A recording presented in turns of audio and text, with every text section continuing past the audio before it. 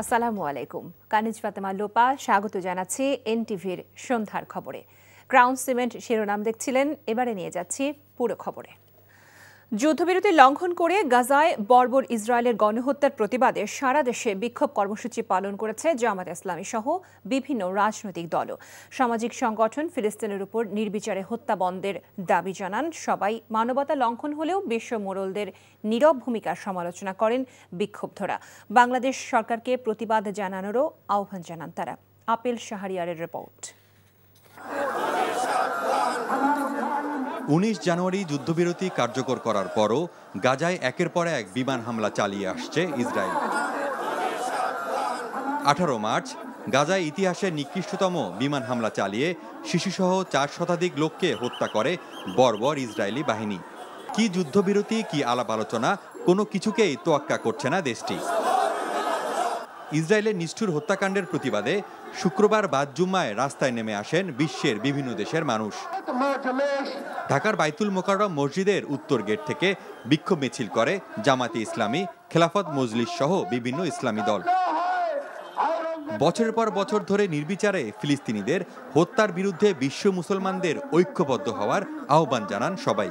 বিশ্ব মুসলমানকে আহ্বান জানাবো, আমরা ঐক্যবদ্ধ হন।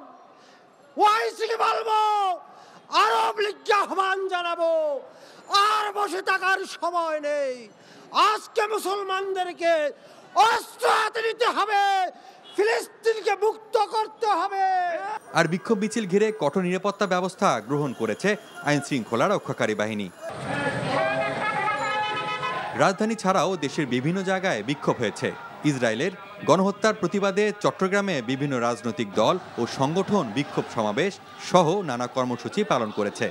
বাদ জুম্মা নগরীর আন্দরকিল্লা এলাকায় বিক্ষোভ মিছিল করেছে হেফাজতে ইসলাম। এছাড়া নাগরিক কমিটি ও ইসলামী ছাত্র শিবির নগরীর বিভিন্ন এলাকায় সমাবেশ সহ নানা কর্মসূচি পালন করে।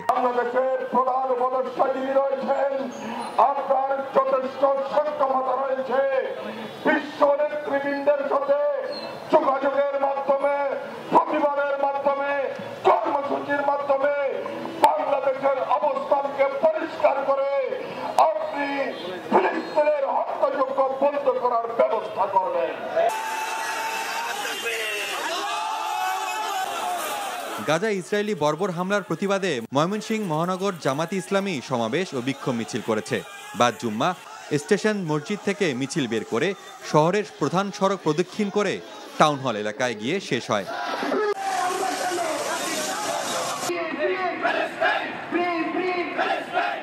রাজশাহীতে বিক্ষোভ মিছিল ও দোয়া মাহফিল অনুষ্ঠিত হয়েছে।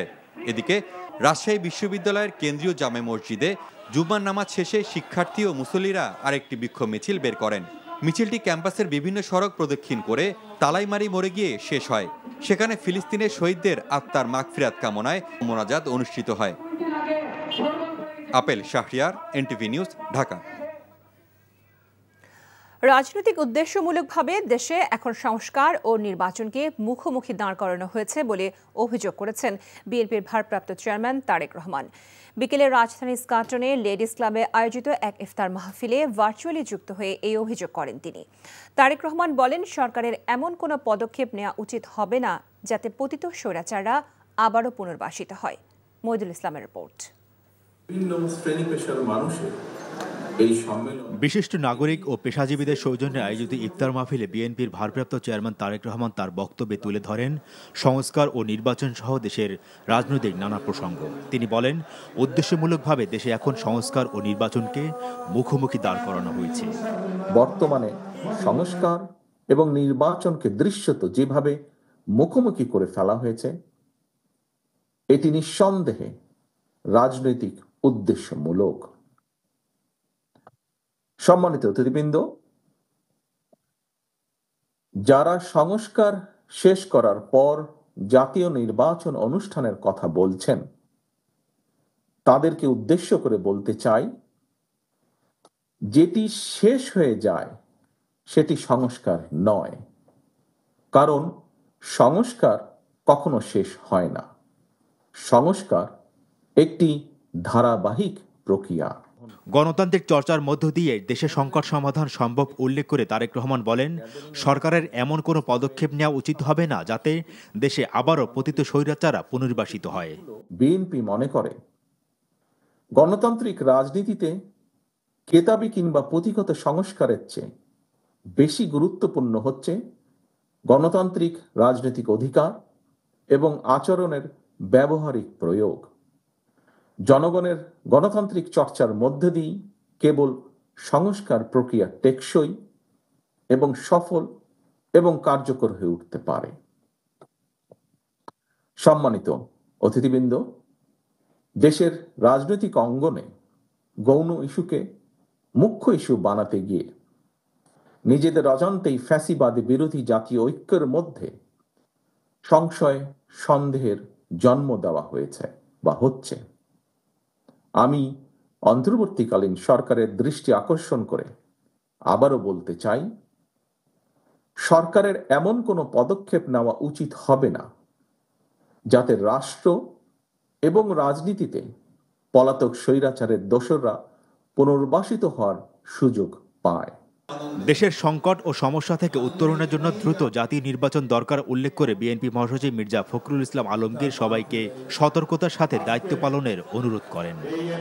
আমি সবাইকে আবার অনুরোধ করব যে আপনারা সবাই অত্যন্ত সচেতনতার সঙ্গে সতর্কতার সঙ্গে আপনাদের ভূমিকা পালন করবেন। মইদুল ইসলাম, এনটিভি নিউজ, ঢাকা। আওয়ামী লীগ নিষিদ্ধের দাবিতে ঢাকা বিশ্ববিদ্যালয় ক্যাম্পাসে বিক্ষোভ মিছিল করেছে ইনকিলাব মঞ্চ। দুপুরে জুমার নামাজের পর বিশ্ববিদ্যালয়ের কেন্দ্রীয় মসজিদ থেকে মিছিলটি শুরু হয়ে হলপাড়া ঘুরে রাজু ভাস্কর্যে গিয়ে শেষ হয়। এ সময় বিক্ষোভকারীরা আওয়ামী লীগের বিরুদ্ধে নানা স্লোগান দেন। বিক্ষোভকারীরা বলেন, আওয়ামী লীগের রাজনীতি করার কোনো অধিকার নেই, দলটিকে কোনোভাবেই পুনর্বাসিত হতে দেওয়া হবে না বলে হুঁশিয়ারি দেন তারা। গণহত্যার দায়ে আওয়ামী লীগ নিষিদ্ধ না করা পর্যন্ত রাজপথ না ছাড়ার কথাও জানান বিক্ষোভকারীরা।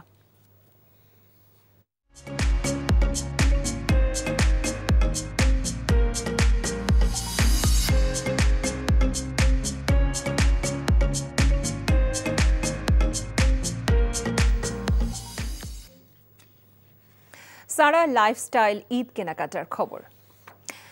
জমে উঠতে শুরু করেছে রাজধানীর শপিং মল এবং ঈদ সেন্টারগুলোতে কেনাকাটা। অভিজাত শপিং মল থেকে শুরু করে ফুটপাত বিক্রেতারা প্রতিটি ভিড় দোকানে। ব্র্যান্ডের পোশাক এবং ফুটপাত দাম বেড়েছে বেশিরভাগ পণ্যে। দেশি পণ্যের পাশাপাশি পাকিস্তানি, ইন্ডিয়ান পণ্যের যোগান আছে সবখানে। নিয়ামুল আজিজ সাদেকের রিপোর্ট।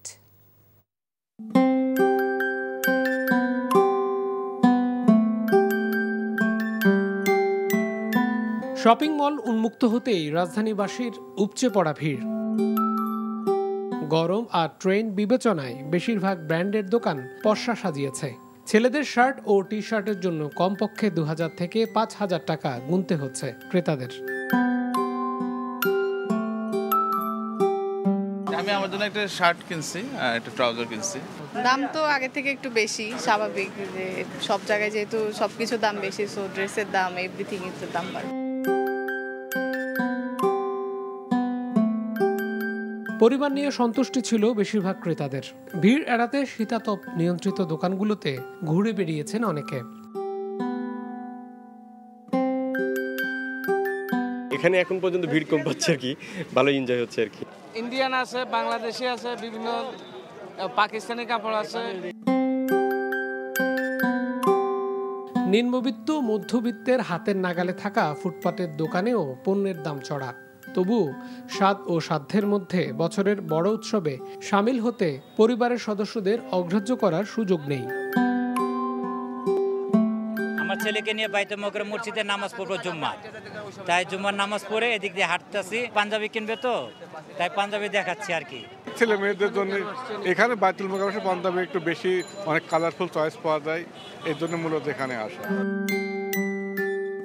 চীন, পাকিস্তান এবং ভারতীয় পণ্যের সমাহার আছে ফুটপাতেও। এছাড়া দেশি কাপড়ের সালোয়ার, ফ্রক, পাঞ্জাবি, কুর্তাও বিক্রি হচ্ছে দেদারসে। Niamul Aziz Sadek, NTV news, Dhaka. ঈদ কেনাকাটার খবর জানতে আমরা এখন চলে যাচ্ছি রাজধানীর আজিজ সুপার মার্কেটে। সেখানে আছেন আমাদের স্টাফ করেসপন্ডেন্ট আরাফাত ইসলাম। সরাসরি আমরা তার সাথে কথা বলছি। আরাফাত, ছুটির দিনে মার্কেটে ভিড় কেমন দেখতে পাচ্ছেন এবং ক্রেতা বিক্রেতারা দাম নিয়ে কি বলছেন?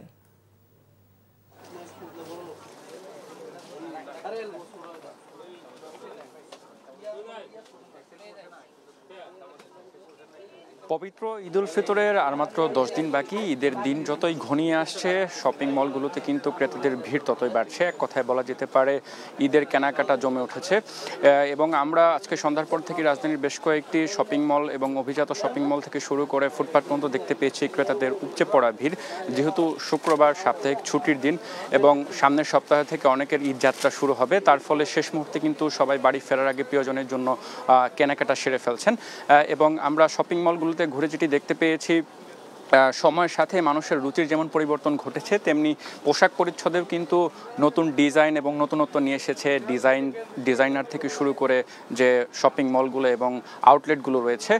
এবং যেহেতু এবারের ঈদ গরমে হবে, গরমকে প্রাধান্য দিয়ে তারা কিন্তু সুতি কাপড়ের মধ্যে এমব্রয়ডারি করা হাতের কাজ এবং কি যে প্রিন্টের কাজ যেগুলো রয়েছে সেগুলো নারীদের জন্য তারা বিভিন্ন ধরনের শাড়ি থেকে শুরু করে 3 পিস, 2 পিস, কামিজ এবং বাচ্চাদের জন্য 1 পিস, 2 পিস আমরা দেখতে পেয়েছি। এবং দেশীয় পোশাকের পাশাপাশি কিন্তু এবার পাকিস্তানি যে সকল পোশাক রয়েছে নারীদের প্রথম পছন্দ, সেগুলো কিন্তু বেশ চাহিদা এবং বিক্রি আমরা বেশ দেখতে পাচ্ছি। এর পাশাপাশি যদি ছেলেদের কথা বলি তাহলে ঈদ মানেই তাদের প্রথম পছন্দ পাঞ্জাবি।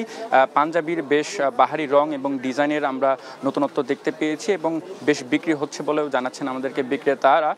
তবে বরাবরের মতোই দাম নিয়ে ক্রেতাদের একটি অভিযোগ রয়েছে। অন্যান্য বছরের তুলনায় এবার বেশ কিছুটা দাম বাড়তি বলে তারা অভিযোগ করছেন।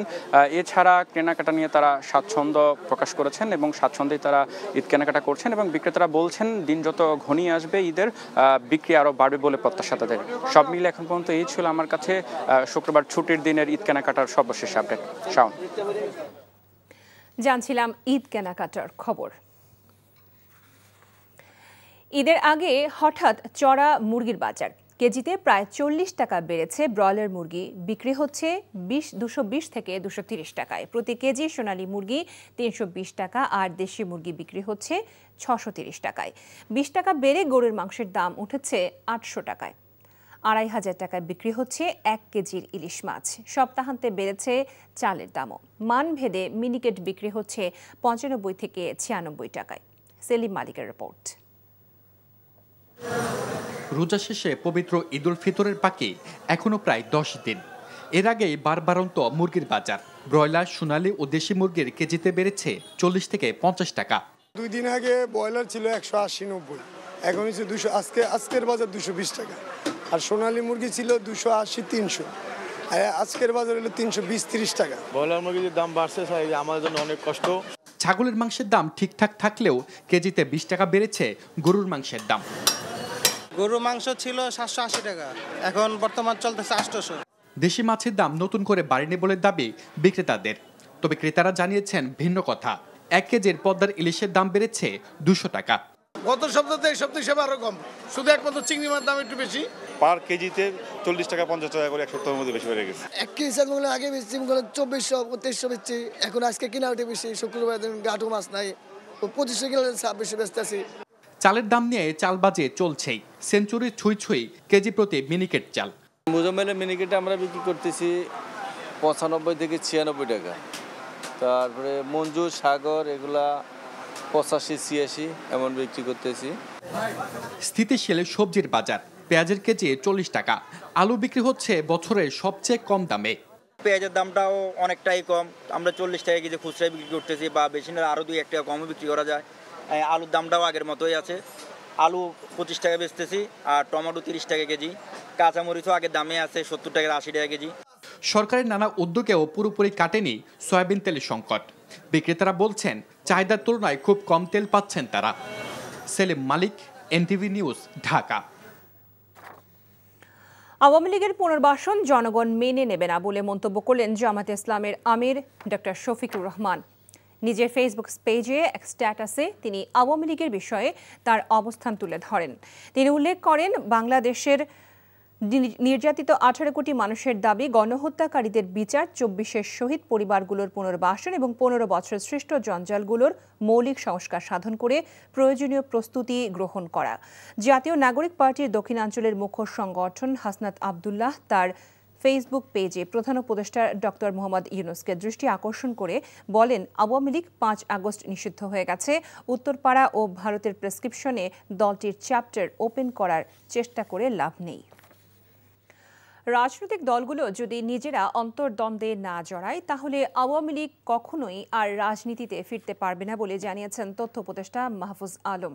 বিকেলে রাজধানীর ফকিরাপুলে ঢাকাস্থ নোয়াখালী, ফেনী ও লক্ষ্মীপুর সোসাইটির আয়োজনে জুলাই গণঅভ্যুত্থানে আহত ও শহীদদের স্মরণে দোয়া ও আলোচনা সভায় তিনি একথা বলেন।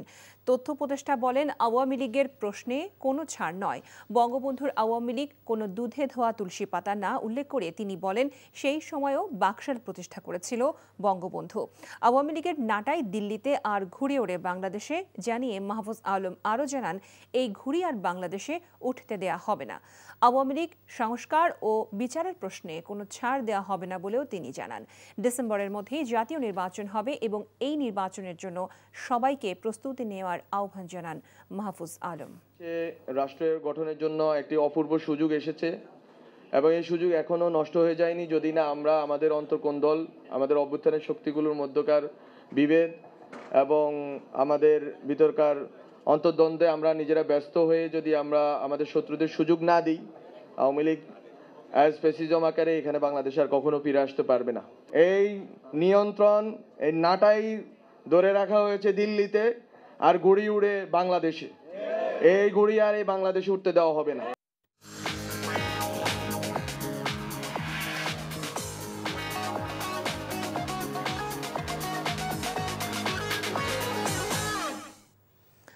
মার্কেন্টাইল ব্যাংক অর্থনীতির খবর।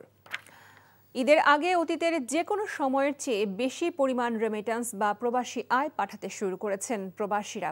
ফলে চলতি রমজান মাসে প্রবাসী আয়ে নতুন রেকর্ড সৃষ্টি হয়েছে। এ মাসের প্রথম 19 দিনেই ব্যাংকিং চ্যানেল তথা বৈধ পথে দেশে 225 কোটি মার্কিন ডলারের প্রবাসী আয় এসেছে। এর মধ্যে 19 মার্চ একদিনেই এসেছে 13 কোটি ডলার। বাংলাদেশ ব্যাংকের হালনাগাদ পরিসংখ্যানে এমন তথ্য পাওয়া গেছে। বর্তমান ধারা অব্যাহত থাকলে চলতি মাসের শেষে প্রবাসী আয় 300 কোটি ডলার ছাড়িয়ে যাবে বলে ব্যাংকাররা আশা করছেন। প্রবাসী আয় বৃদ্ধি পাওয়ায় ব্যাংকগুলোতে ডলারে যে সংকট চলছিল তা অনেকটা কেটে গেছে। ডলারের দাম নিয়ে যে অস্থিরতা ছিল সেটিও কমে এসেছে। ব্যাংকগুলো এখন কেন্দ্রীয় ব্যাংকের বেঁধে দেওয়া সর্বোচ্চ 123 টাকার মধ্যেই প্রবাসী আয় কিনছে।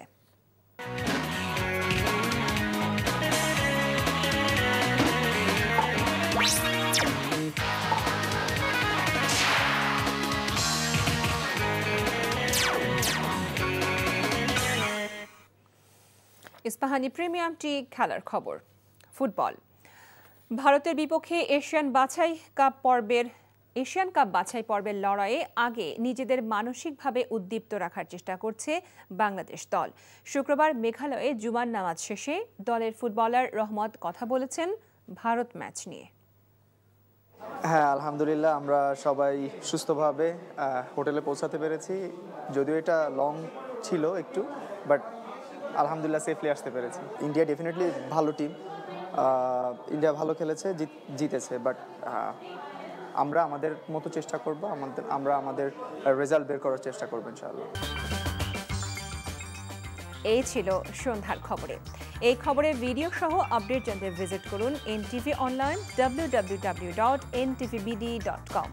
এছাড়াও এনটিভির জনপ্রিয় সব অনুষ্ঠান ও খবরের আপডেট জানতে ভিজিট করুন আমাদের ইউটিউব ও ভেরিফাইড ফেসবুক পেজ।